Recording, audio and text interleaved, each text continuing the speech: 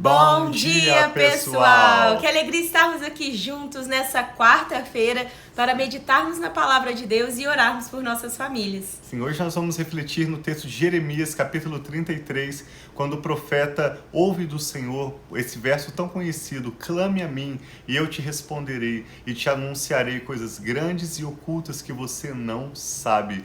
Depois de Jeremias chamar o seu povo ao arrependimento e esse relacionamento com Deus, porque o seu povo estava envolvido com idolatria, com os deuses das nações ao redor, deuses que tinham mãos, mas não podiam tocar, não podiam ajudá-los no momento de dificuldade, deuses que tinham pés, mas não podiam se mover, deuses que tinham boca, mas não podiam se falar, eram apenas ídolos criados por mãos de homem. Ele tem esse relacionamento com o próprio Deus, que nos chama hoje também a clamarmos a Ele, seja um motivo de oração, seja uma declaração de sua ação de graça, seja o que for que você tiver que comunicar ao Senhor. O Senhor é aquele que está pronto para ouvir o seu clamor hoje, e Ele promete, tanto nesse texto como em todas as Escrituras, que se nós o buscarmos de todo o nosso coração, nós vamos encontrá-lo. Se nós clamarmos ao Senhor, nós vamos ouvir dele as suas respostas. E há tantos testemunhos, mesmo de pessoas que, na dúvida da sua fé sobre quem Deus é, se de fato a fé, a espiritualidade se manifesta como nós acreditamos, há pessoas que na dúvida clamam ao Senhor até mesmo por uma revelação dele e têm testemunhado da sua experiência com Deus, porque o nosso Deus é um Deus pessoal, que fala conosco, que nos instrui na sua palavra, que nos dá sabedoria, que opera milagres. É o mesmo Deus que fez no passado, na época de Jeremias, e que faz hoje também. Então nós te convidamos hoje a clamar ao Senhor em favor das nossas famílias. Antes nós vamos pedir ao Espírito Santo entendimento, vamos fazer a meditação nesse texto de Jeremias 33, e ao final dessa leitura, queremos eu e a Rafa juntamente com você clamar ao Senhor, apresentar nossas famílias, nossos motivos de oração, sabendo que Ele vai nos responder. Essa é a promessa. Sim, então vamos orar pedindo essa bênção, que nós possamos receber de Deus, ter revelação da palavra dele nessa manhã. Pai, muito obrigado. Nós sabemos que o Senhor é um Deus que fala conosco e que quer se revelar a nós a cada dia mais. Ajuda, Pai, nós estarmos conhecendo e prosseguindo em conhecer o Senhor. É isso que nós queremos na nossa vida, é isso que nós queremos aprender mais de Ti e receber, Pai, de tudo aquilo que o Senhor tem para nós. Então fale conosco nesse tempo devocional tão breve que nós temos aqui, mas que esse tempo possa ser, Pai, forte e transforme a nossa vida. Amém. Que a Tua palavra, que ela diz, na palavra diz que a Tua palavra ela é lançada e ela cumpre o efeito, ela cumpre o propósito para a qual ela foi lançada. Então, Pai, que os Teus propósitos se cumpram em nossas vidas, em nome de Jesus. Amém. Diz assim então, Jeremias 33, uma promessa de restauração. Jeremias ainda estava preso no pátio da guarda quando o Senhor lhe dirigiu a palavra pela segunda vez. Observe então que Jeremias, que não havia se casado, o Senhor lhe disse que não se casasse, que não tivesse filhos, porque o que estava prestes a acontecer na sua terra e com a sua geração era algo extremamente triste e desastroso. Então, com a sua vida, Jeremias profetizou vivendo uma vida bastante solitária, e nesse momento ele havia sido preso porque os líderes políticos e religiosos não aceitavam e nem queriam que Jeremias entregasse as palavras que o próprio Deus o havia enviado e comandado para entregar. Preso então, ele ouviu do Senhor: assim diz o Senhor que fez a terra, o Senhor que a formou e afirmou, seu nome é Senhor. Clame a mim e eu responderei, e direi a você coisas grandiosas e insondáveis que você não conhece. Porque assim diz o Senhor, o Deus de Israel, acerca dessa cidade e dos palácios reais de Judá, que foram derrubados para servirem de defesa contra as rampas de cerco e a espada na luta contra os babilônios. Elas ficarão cheias de cadáveres, dos homens que matarei no meu furor. Ocultarei dessa cidade o meu rosto, por causa de toda a sua maldade. Então observe que o contexto em que Jeremias ouve, clame a mim e eu te responderei, é um contexto de tristeza, um contexto de lamento e de destruição. Mas o Senhor está encorajando o profeta a buscar do Senhor o que há além disso. O que o Senhor pretende fazer depois desse cerco da Babilônia, dessa destruição da cidade de Jerusalém. O Senhor tinha coisas maravilhosas a anunciar a Jeremias. E algumas dessas intenções, esses planos de Deus, nós lemos neste capítulo mesmo. Verso 6. Todavia, trarei restauração e cura para ela. Curarei o meu povo e lhe darei muita prosperidade e segurança. Mudarei a sorte de Judá e de Israel, e eu os reconstruirei como antigamente. Eu os purificarei de todo o pecado que cometeram contra mim e perdoarei todos os seus pecados de rebelião contra mim. Então, em Jerusalém será para mim uma fonte de alegria, de louvor e de glória, diante de todas as nações da terra que ouvirem acerca de todos os benefícios que eu faço por ela. Elas temerão e tremerão diante da paz e da prosperidade que eu lhe concedo. Amém.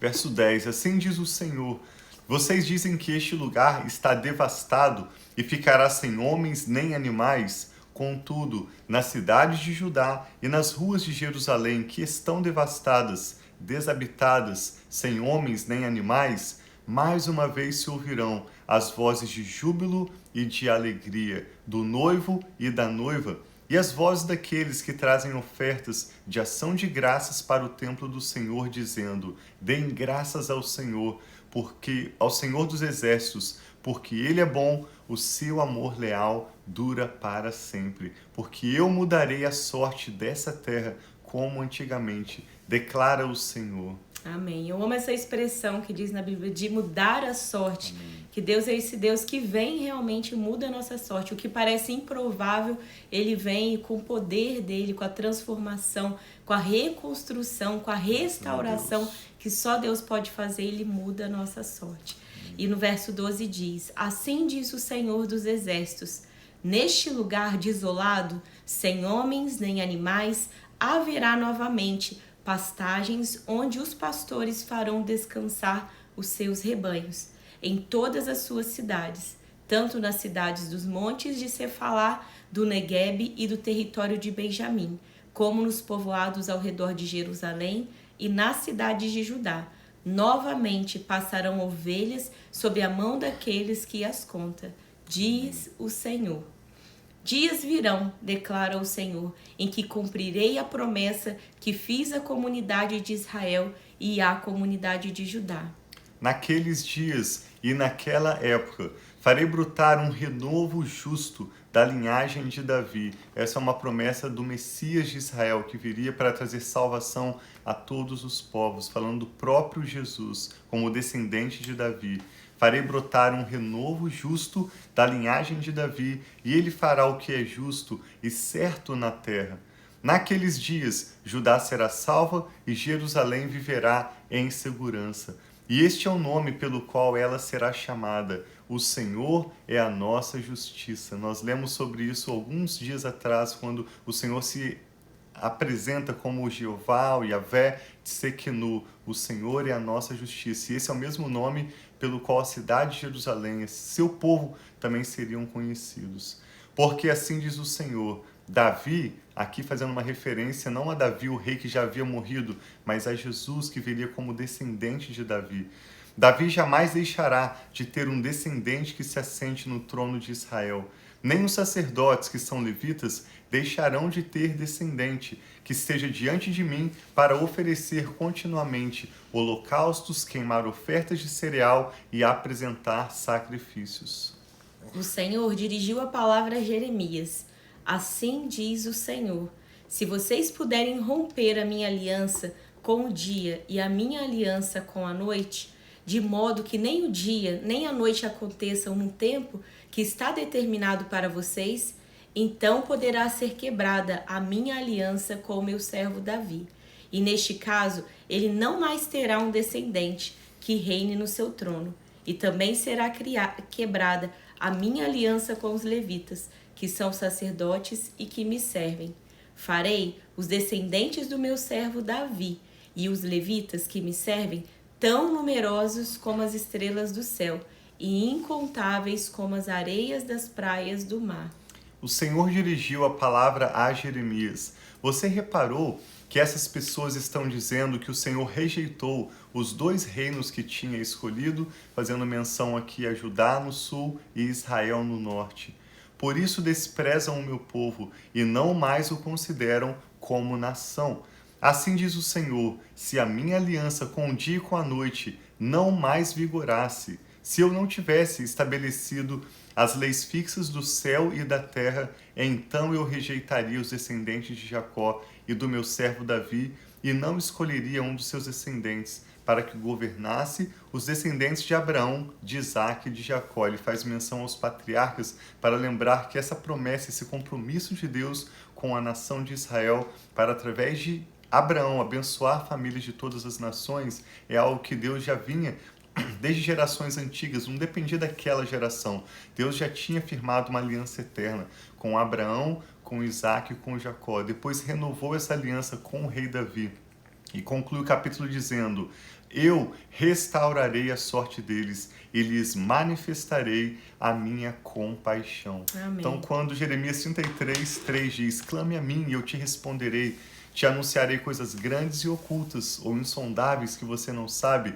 Jeremias estava preso em um contexto de grande desgraça ao redor da sua terra e naquela geração. E a palavra do Senhor, quando nos chama a clamar a Ele, é porque Ele quer revelar que há mais. Quando nós clamamos ao Senhor, mesmo antes das circunstâncias serem mudadas ao nosso redor, no nosso interior nós já podemos desfrutar da sua paz, da satisfação, da alegria, do júbilo, como diz nesse texto, da presença de Deus. Porque, como nós já lemos em Jeremias 29, o plano do Senhor era disciplinar aquela geração de Jeremias, mas em seguida Ele traria paz, Ele traria prosperidade. A promessa dele era de um futuro bom para o seu povo.